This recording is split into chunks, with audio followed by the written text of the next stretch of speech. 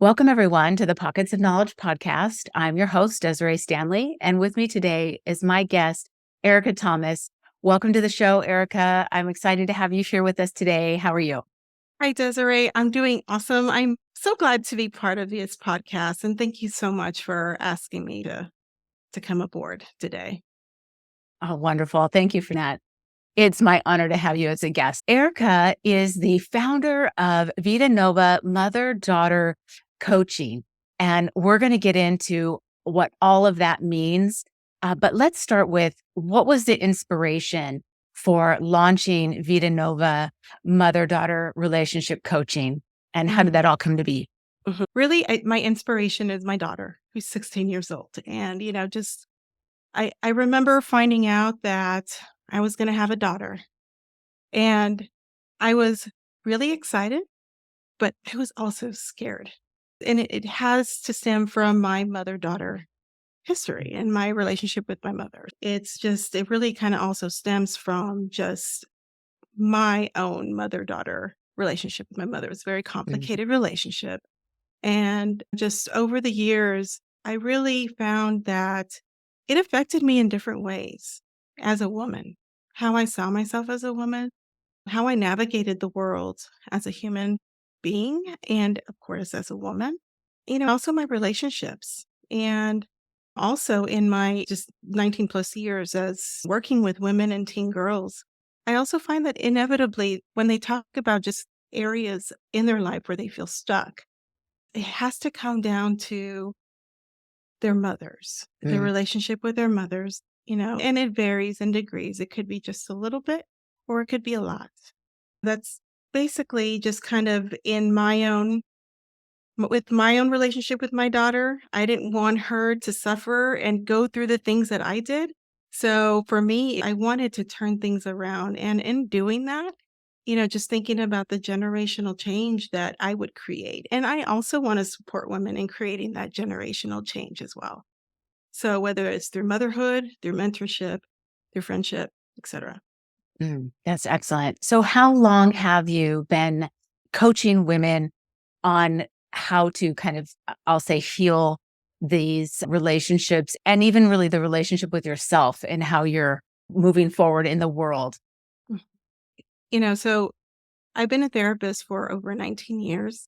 I mostly worked with women. I really started niching in working with women, I would say about 3 years ago, just because it was just an area that I felt closely connected to and, just an area that I was really passionate about. But over the years, I've worked with hundreds of women. It's- Well, that's awesome. You touched on the idea of intergenerational, I guess we could say, trauma or dysfunction. And so let's dive into that a little bit and talk about kind of what that means, those terms mean, and how that can kind of play out in your relationships and in your life. yeah. So, the mother daughter relationship is an extremely important relationship to a woman. Through our mothers, they're our first example on what it is to be a woman, So they create the foundation from which how we define ourselves as women, as professionals, as friends, as mothers. But over time, we do make our own way in the world as women, but it first starts with our mothers, And when it starts with our mothers, we invoke a mother daughter history where, that's filled with patterns that are passed down from mother to daughter, generation after generation after generation. And even though the patterns are persistent, they may look different, but they continue through. And if we're not careful as to what those patterns are, and I'll go into them right now so that you and your listeners can understand what those patterns are and they can kind of think about their own mother-daughter histories and figure out where those patterns are for them in their mother-daughter histories. But yeah, it's through these patterns that it's really the root cause of mother-daughter conflict.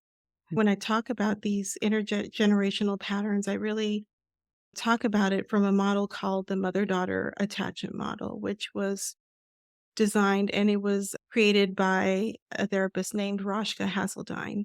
And she created this model over her 30 years of working with mothers and daughters, finding out that there were certain patterns, regardless of culture, that were passed down.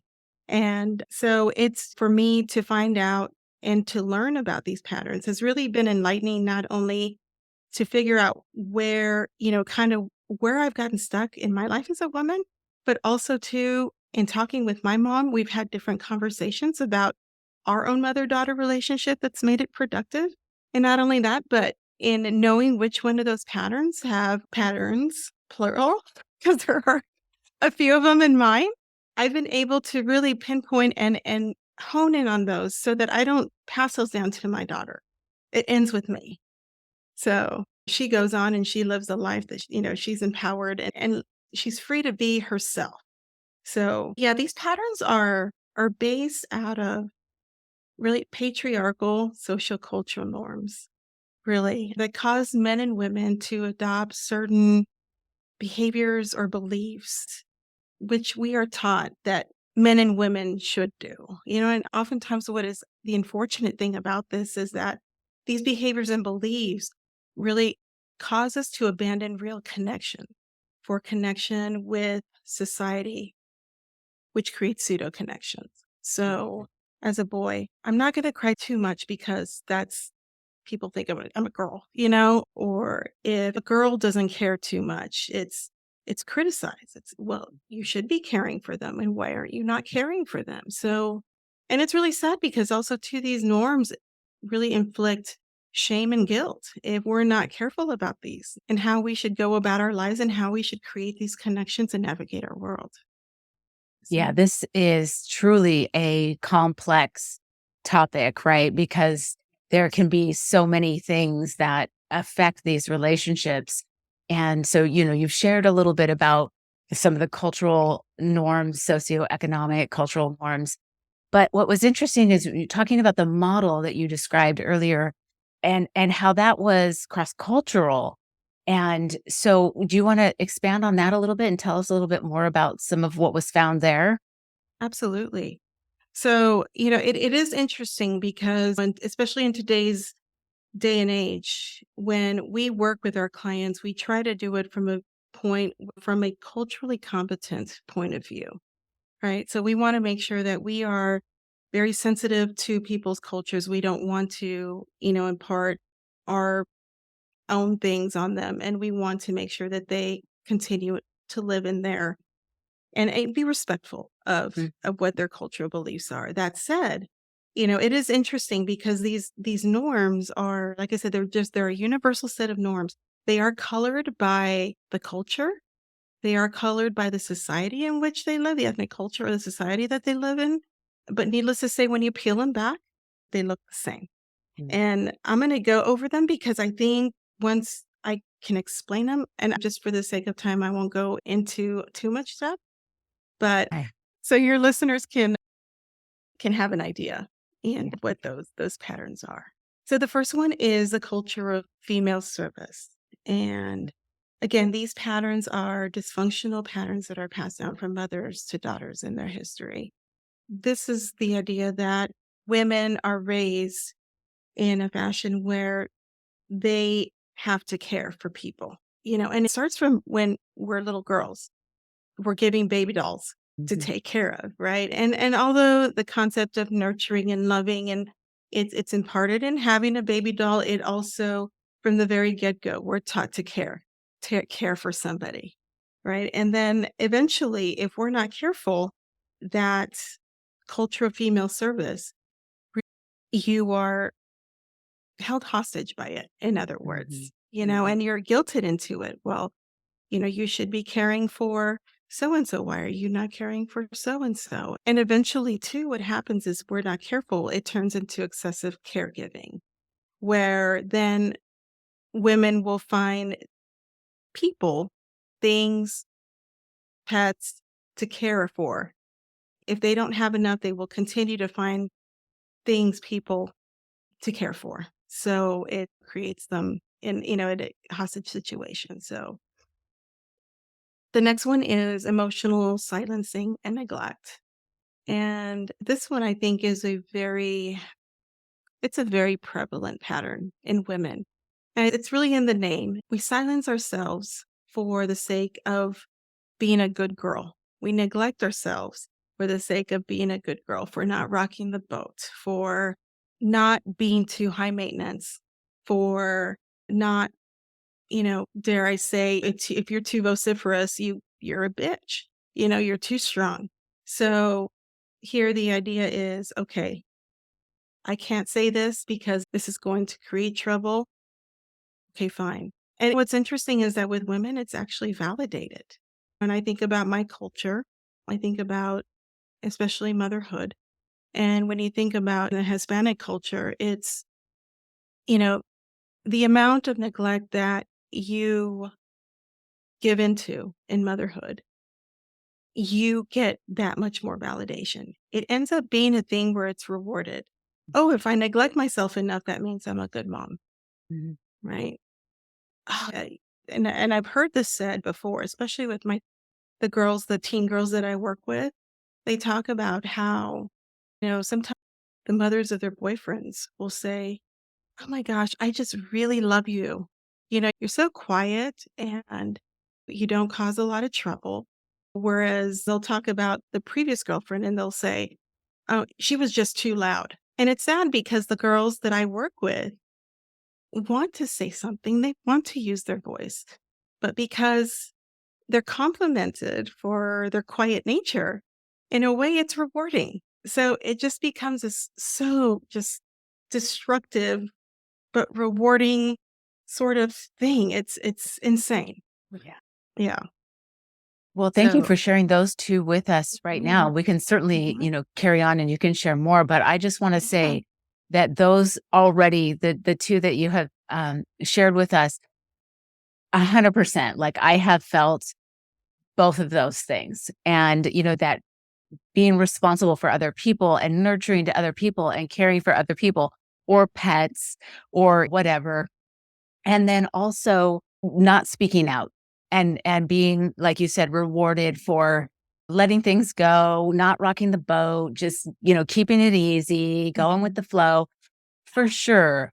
I think I can speak for a lot of people who have gone through that, a lot of women who've gone through that for sure. So yeah, Yeah, 100%. yeah. I think about so there's a quote from Eleanor Roosevelt, and it goes something like, "It's good women rarely make history. Good Right. girls rarely make history," Right. right? Right. Something like that. But, and you think about the day and age in which she was around, right? In the, Mhm. 20s, 30s, and 40s. And I mean, you think about emotional silence, Yeah. right? If you used your voice, if you had something to say, you were a bad girl, Mhm. right? So in essence, she was saying, bad girls are the ones that make history, but are they really bad girls or are they just women that really want to use their voices? No, they're Mhm. exactly that. They're not bad girls. So, but it's so sad that they were considered bad girls.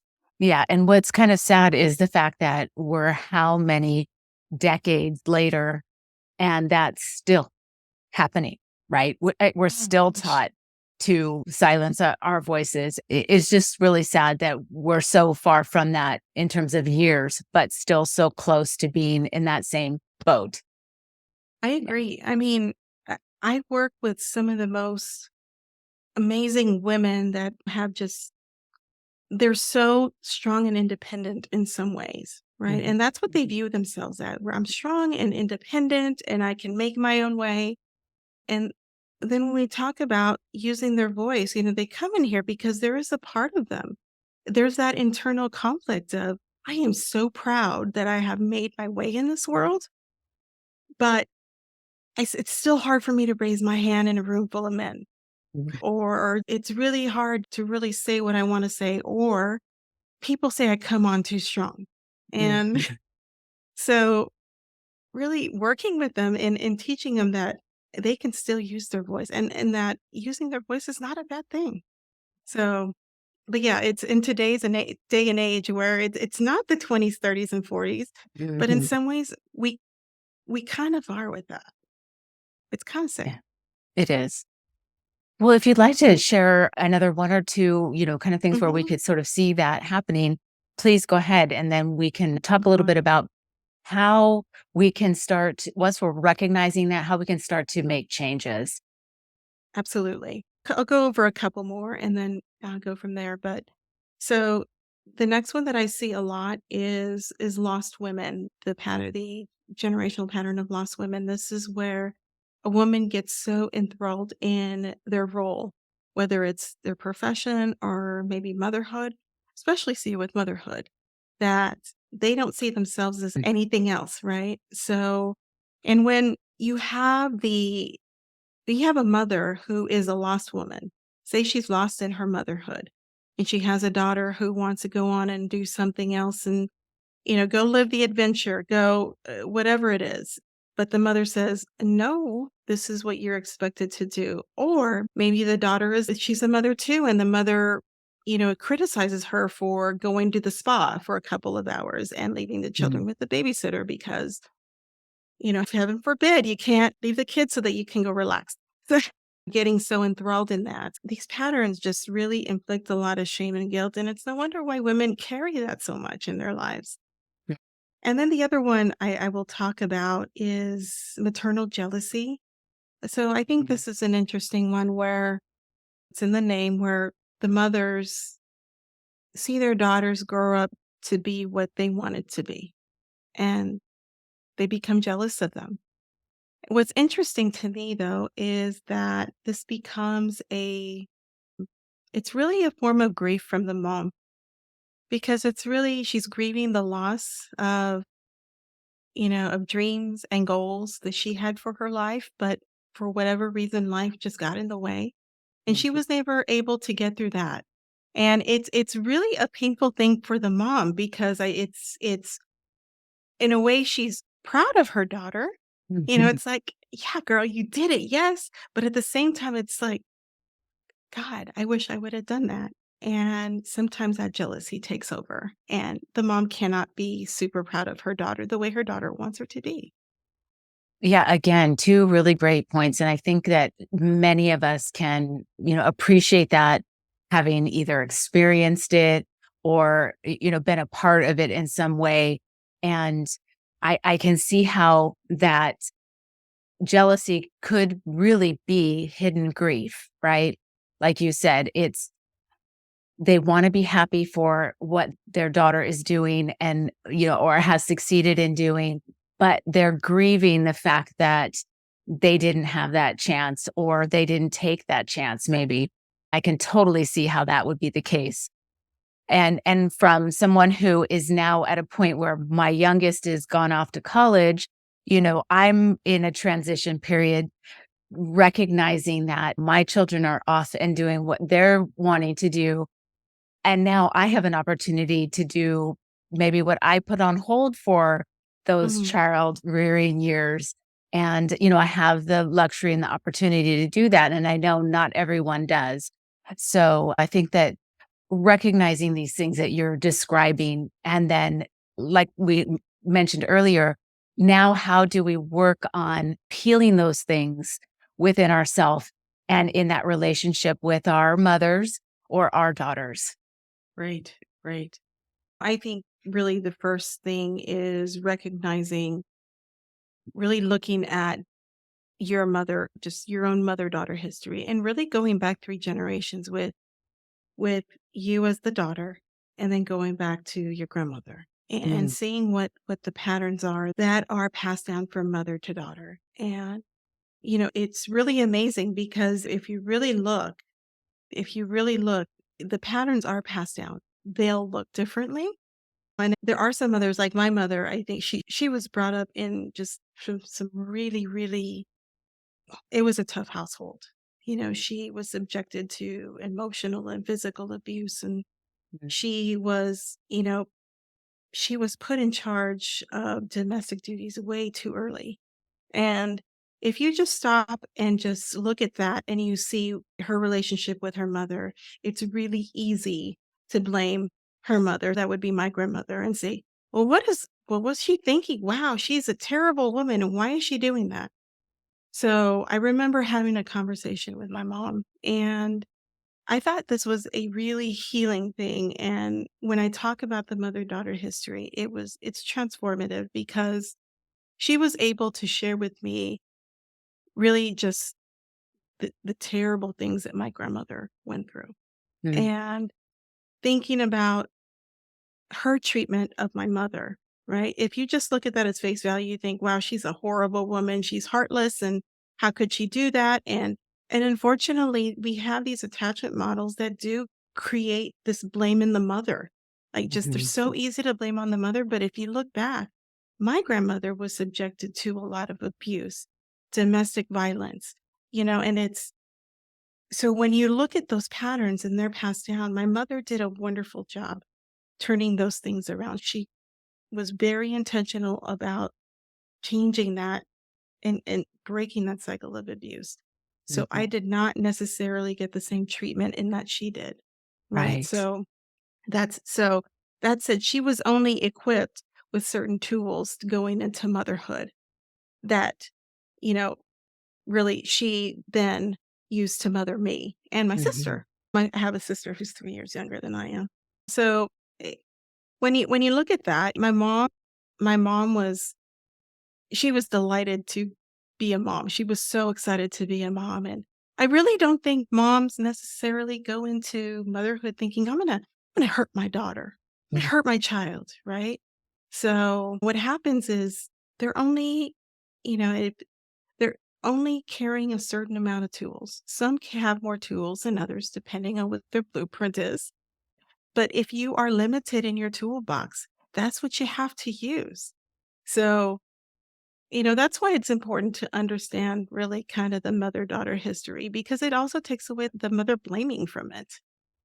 Those are some really great points that you brought up, and not just looking at the face value of this one generational interaction, right? Looking back 2 or 3 even, if possible, to see what was going on, and then getting the full picture like you just described is so vital to understand what was happening, what did they go through, and like you said, you've only got so much in your toolbox that you can draw on to help you, Mhm. move forward in your relationships with your children, your daughter, the people in the world.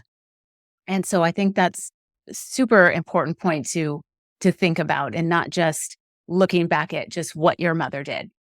Exactly right. Yeah. Exactly right. I think, once we're able to look at it from that lens, we're able to see our mothers with a little bit more empathy and compassion. Now, it doesn't, the hurt that they cause us, I'm not saying it's an excuse. And certainly I think there a definite important healing point in a mother-daughter relationship is for the mother to acknowledge that hurt and take Mhm. responsibility and accountability for that hurt. But it does lend itself to really see mom, this person that may have hurt you, from a different lens and knowing, wow, she had these tools and this is what she used with me and in mothering me. And, some of it worked, some of it didn't at all. And so it's just for me, it was transformative. I was able to see my mom as a woman, and kind of Mm. take the role of mom away to peel that lens back. She'll always be my mom, but I'm able to see her more as a woman, and I think that's what also helps me lend compassion and empathy to her. So, yeah. Yeah, excellent point for sure. So then let's talk about maybe some specific things that someone can do to maybe begin healing that relationship. Obviously, like we just discussed, having some empathy and some compassion for what they went through is going to be vital in helping to heal. But what else is there maybe that we can draw on to help?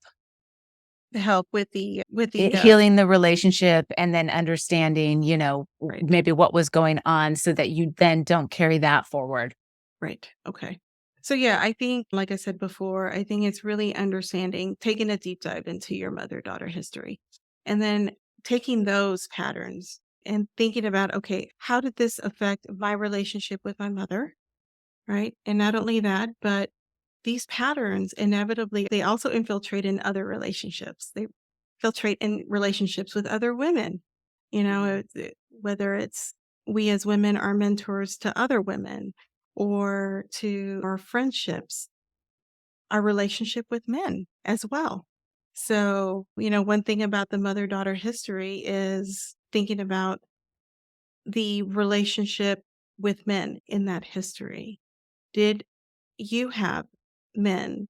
Did your mother have men? Did your grandmother have men in their lives, whether, as their partner, husband, father, grandfather in their lives that really inquired after them, their needs, make them a priority?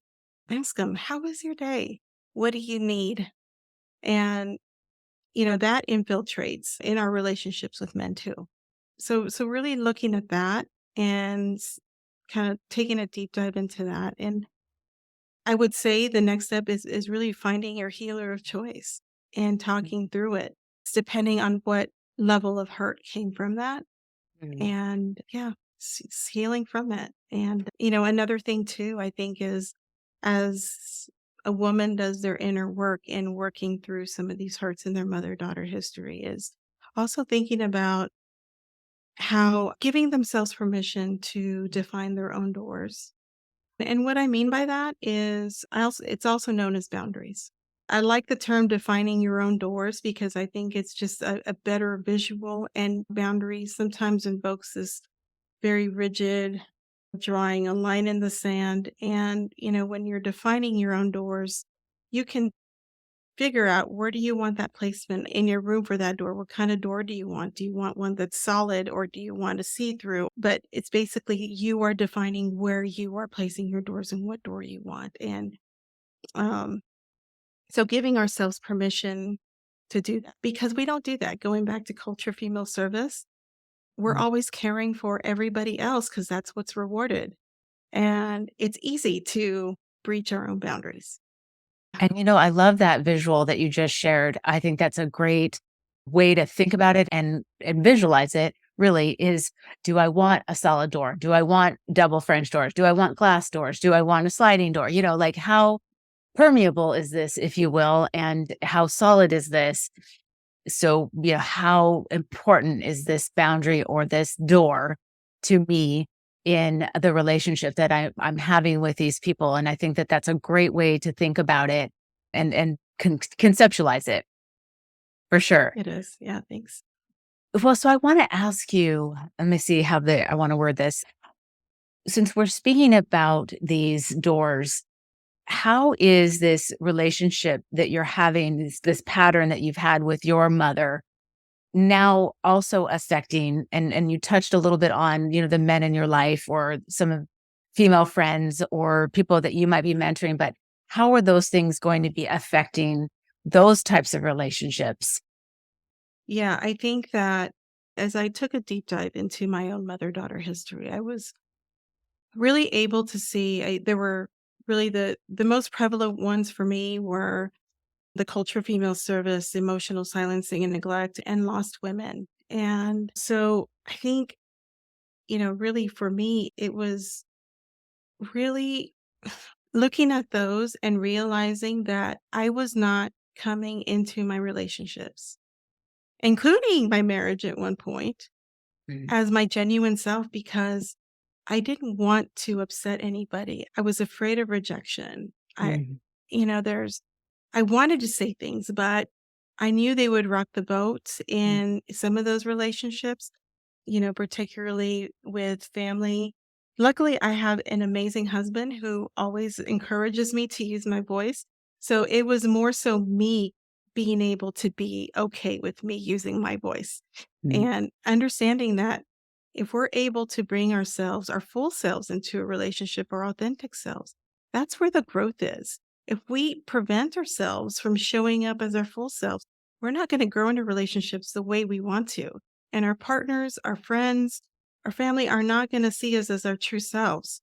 So, really, I think that's the healing. I think that for me, that's really the part that I had to get through. It kind of every once in a while pops up as well. So there was a situation recently where I was handling something about the AC and my husband he's a busy guy and he knows that it's a partnership, right? So there was a circumstance where it was quite a mess of a situation and I was handling it all because he was busy and I didn't want to bother him. He had enough on his plate and he's like, why are you protecting me from this? We need to do this together. But for me, I was thinking I was just making it easy for him and because he's a busy guy. And I mean, I'm busy too, right? I'm thinking about, wait a minute, it's not like I don't have anything to do either. But here I am like breaking my back because I Yeah. feel like I got to protect him or don't want to rock the boat in some way. Again, it's so ingrained. So, Mhm. and I'll just honestly say that, yeah, it's just a thing that still pops up for me every once in a while, even after doing my own inner work with all this.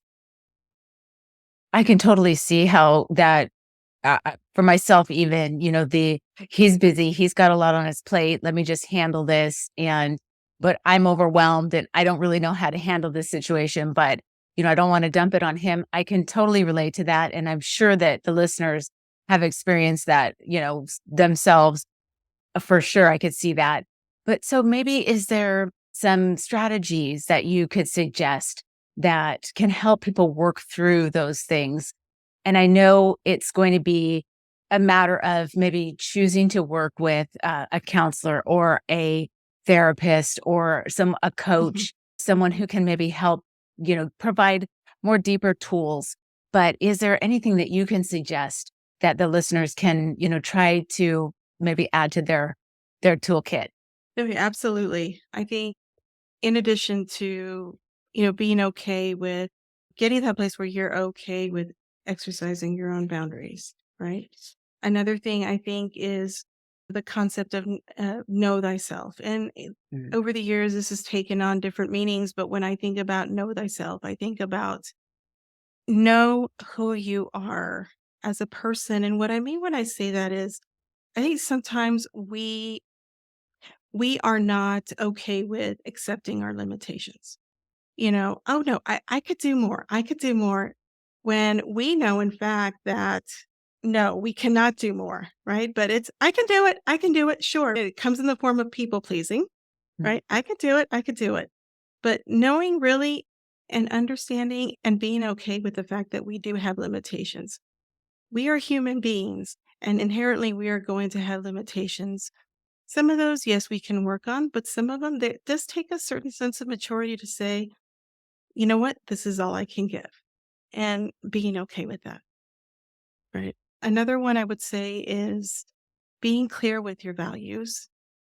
And, the more and more I work with my clients, the more and more I realize that that's something that we really we're not clear on. If, if I were, when I ask my clients, what are your values? Number 1, they're like, "What are values?" It's like, "How can I define values? What is that?"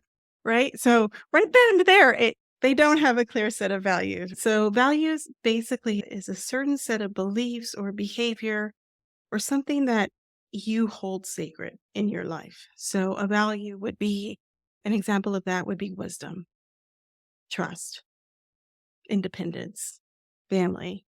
Those are values. There's a whole bunch of I mean, there's, like, tons of values out there. And, your listeners can look them up, but I think being really clear with what your values are. So your values can change over time, but one thing about values is when things get really muddled in life, because kind of frequently they do, at least they do for me, it really helps me to go back to my list. And I actually have the list here in the back of my chair, and I also have it posted in my bathroom that I look at every day, and it helps set the tone for the day. Okay, these are my values. Helps me with my decision making, with my problem solving. It helps me with my boundaries, and it just other in other ways as well. So when I feel lost, I look to my values. What is important to me in this situation? And the people we choose to have in our inner circle, which is an extremely important thing as well. Yeah, excellent. And you're right. The values, it's like that foundational thing that is so important to every decision that we make, right? It affects the decisions that we make because those are the things that w- we're not going to compromise on. Those are the foundational things in what everything that we do going throughout the life that we're living. So yeah, 100%. Absolutely. Absolutely. And another one I would say too is giving yourself self-compassion and self-acceptance.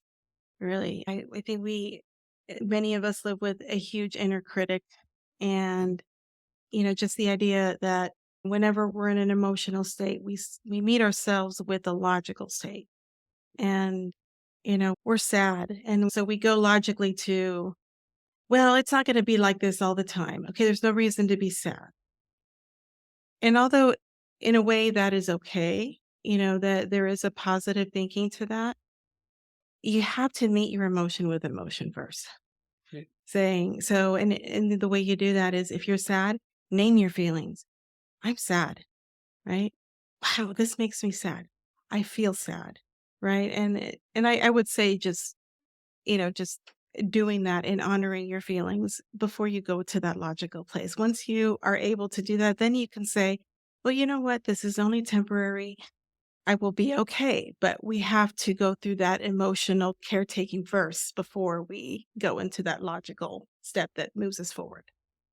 Yeah, I love that. That is such a great point because I see that, emotional reaction to something that's happening and immediately trying to discount it or explain it away or make some kind of logical sense out of it. And yes, we need that too.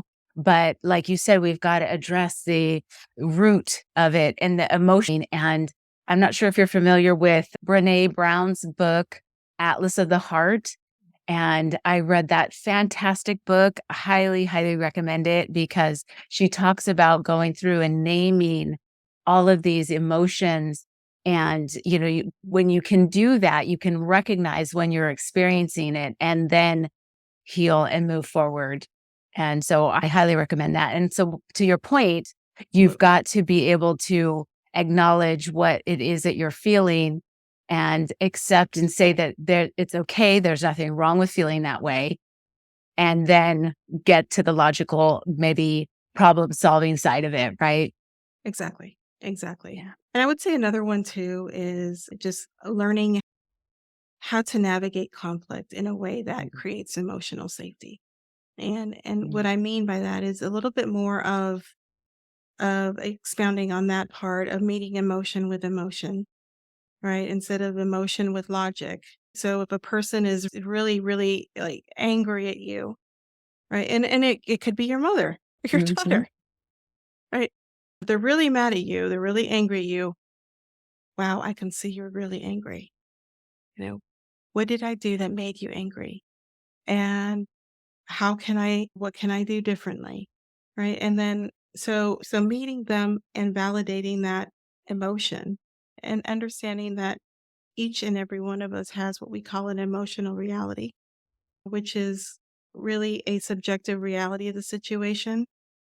One is not right over the other. And I think often we fight to be right. Try to prove each other wrong, and we try to treat our relationship like in a courtroom, and it never goes well. And what happens, oftentimes what happens is you go into the emotional silencing and neglect. The person that's arguing to be right, the other person, the receiving end will say, all right, fine, you're right. But I promise you, about 99% of the time, you've only silenced them and you've only made the relationship worse. And what they're doing is they're only just trying to exit the interaction because it's just too painful. And fine, I don't wanna have to do any more of this, and they end it. And the person who's left, they're like, "Yeah, you see, I was right." They don't realize that they just affected the connection. Yeah, for sure. And I can see that how you're communicating and that shutdown when somebody is just trying to be right and, prove that their point is right and maybe invalidate what it is that you're saying, you can shut down and just say, I'm done with this. I can't handle this. You're just quiet. You've shut down. You're not going to continue the conversation. It's not going to get worked out and will probably cause trouble later down the line if we're Yes. honest, because that's, gets bottled up and then, comes out later. Right, exactly. And then it happens a lot with mothers and daughters. I see it all the time, so it invokes that emotional silencing and neglect patterns. Right. So going back to your point about how important the communication is and recognizing what the emotion the other person is having and acknowledging that and then trying to work through that in a compassionate way, so that you can hopefully heal in the moment and move forward. I think that's, yeah, amazing. Absolutely. Yeah. Yeah. I have found that to be the most healing when we can meet the person in a place where you can say, you're saying to them in so many words, I hear you, I see you. And when a person hears that from them, I hear you, I see you, they're also hearing, I love you. Mhm. So, yeah. And that's really the beauty of emotional safety. Oh my gosh, Erica, thank you so much for sharing all of this information with us. It's just been Absolutely. wonderful.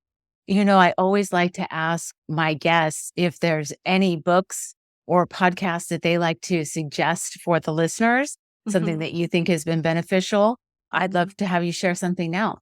I have several books. So I think a couple of these have just been, have been good for me as a professional in my own professional development, but I also have been able to use these with my clients, including my mother daughter pairs. One of them has been Emotional Agility by Susan David, Dr. Susan David. Mhm. Love that book. So it just teaches a lot about how to acquire that psychological flexibility, somewhat what the Atlas of the Heart also Yeah. teaches. This is another version. I really love the way she talks about that and how to in a way where you can start showing up for yourself so that you can grow and move past and become a better version of yourself. So another one is The Mother-Daughter Puzzle by Rashka Hasseldine. So that's a great book. It also goes more into the other patterns I know we didn't have time to talk about today, but it's a really great book that I know for me, I use a lot. So another one is Tea and Cake with Demons by Adriana Limbach. And, the, the title is so interesting, but has nothing to do necessarily with the demons we think about. It's more so with our inner demons and thinking about how we can look at them in a different way so that we can start leading ourselves. It's a Buddhist approach. She Mm. applies a Buddhist approach. I'm not a Buddhist necessarily, but I do appreciate some of the tenets of Buddhism. And another book professionally I loved was The Gift of Therapy by Irvin Yalom, Dr. Irvin Yalom. And he's just a legend in our field. And it's a very anecdotal book that shares little lessons that he learned as a practitioner over the 60 plus years that he's been in practice, and some of the things that we hold as sometimes when you're a young therapist coming out of grad school and you're taught these things. And one thing I love about this book, it really teaches about, okay, yes, these things are important, but focus on the human, right? And so it's a great book. And then another one is Daring Greatly by Brene Brown. Just the concept of vulnerability for me is huge. Thinking about my own mother-daughter history and, thinking about how I show up with clients, how I show up as a partner, as a spouse, how I show up as a friend, as a mother. For me, that has been transformational. Just having that vulnerability with in connections is huge. Oh gosh, wonderful. Erica, thank you so much for those recommendations. It Yeah. sounds like some excellent works to take a look at, and I'll include all of the titles and authors in the show notes so that the listeners can easily find those because fantastic suggestions. And I for sure am going to look at some of those myself. Is there any podcasts that you like to listen to that you would like to share? The podcast I've listened to, I think the most has been Unlocking Us with Brené Brown. I just really like the variety of topics that she has and, just about everything. When you asked me on your show, I did start listening to your podcast, Desiree, and I really do appreciate just how you are geared towards women and just teaching women just on all sorts of things. Pockets of knowledge I think is a great topic because it's just like it's almost like a toolbox, right? You're helping women you build up their toolbox relationships. And so I really appreciated that one. And yeah, so thank you. Yeah, Well, thank you for that. I appreciate that compliment. absolutely. And yes, absolutely. It is really about empowering and inspiring and educating the listener in all of these areas. And like you said, maybe developing some tools that they can use in their life. Absolutely. That's the point. So thank you for that. Lastly, though, I would like you to share where people can find you, learn more about your coaching, and Mhm. also, just follow along on your journey and what you're doing. If you'd like to go ahead and share that now with the listeners, that'd be great. So they can go to my website, Vita.